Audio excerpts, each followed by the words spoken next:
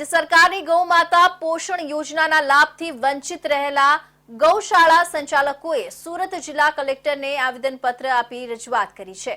ગૌશાળા માટે પોતાની માલિકની જમીનનો ઠરાવ રદ થયો હોવા છતાં સહાય ચૂકવવામાં આવતી ન હોવાની ફરિયાદ કરવામાં આવી છે। રાજ્ય સરકાર દ્વારા ગૌશાળામાં રહેલી ગાયોને ઘાસચારો મળી રહે તે માટે ગૌ માતા પોષણ યોજના અમલમાં મૂકવામાં આવી છે। રાજ્ય સરકારે આ યોજના માટે ₹500 કરોડની ગ્રાન્ટ ફાળવવામાં આવી છે। આ યોજના માટે એક ઠરાવ કરવામાં આવ્યો હતો કે ગૌશાળા માટે માલિકીની જમીન હોવી જોઈએ તેમજ પશુ દીઠ જમીન હોવી જોઈએ।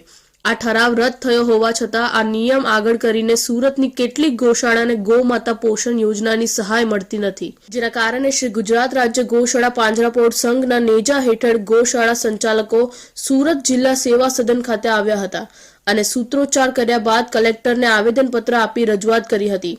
હાલ લોકસભા ચૂંટણીની તારીખો જાહેર થઈ ગઈ છે, દરેક પક્ષના ઉમેદવારો જાહેર થઈ ગયા છે, ત્યારે સુરતમાં મુખ્યમંત્રી ગૌ માતા પોષણ યોજનાની સહાય ન ચૂકવાતા રોષ જોવા મળી રહ્યો છે।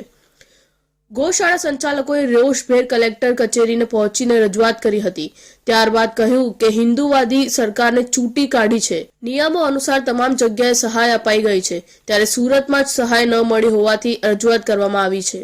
આજે કલેક્ટર સાહેબને રજૂઆત કરવા આવેલા હતા કે ગયા વર્ષે મુખ્યમંત્રી ગૌમાતા પોષણ યોજના હેઠળ મુખ્યમંત્રી સાહેબે 500 કરોડની ગ્રાન્ટ ફાળવેલી। એ ગ્રાન્ટના અનુસાર ઘણી બધી ગૌશાળાઓને ગ્રાન્ટ મળેલી, પણ એમાં એક કન્ડિશન હતી કે માલિકીની જમીન હોવી જોઈએ। ત્યારબાદ બધા ગૌશાળાના ટ્રસ્ટીઓ અને બધા પાંજરાપોળના ટ્રસ્ટીઓની રજૂઆત બાદ સરકારે એ કન્ડિશન કાઢી નાખેલી। તો આ વર્ષે એ કન્ડિશન નથી, છતાં બી એ કન્ડિશનને ધ્યાનમાં રાખીને સુરત જિલ્લા, બાકી બધા જિલ્લાને તો એ ગ્રાન્ટ મળેલી છે, પણ સુરત જિલ્લાને એ ગ્રાન્ટમાંથી, સુરત જિલ્લાની ઘણી બધી ગૌશાળાઓને એ ગ્રાન્ટમાંથી સહાય નથી મળેલી। એટલા માટે જે ગૌશાળાઓને નથી મળેલી એ ગૌશાળાના સંચાલકો આજે કલેક્ટર સાહેબને રજૂઆત કરવા આવેલા છે કે અમને એ ગ્રાન્ટ મળવી જોઈએ। ગૌશાળાના સંચાલકોએ રજૂઆત કરી હતી કે માર્ચ મહિનો શરૂ થઈ ગયો અને પૂર્ણ થવાના આરે છે, ત્યારે ચૂકવણી માટેનો છેલ્લો મહિનો હોવાથી સંસ્થાઓને સહાય ઝડપથી મળે તે ખૂબ જરૂરી છે।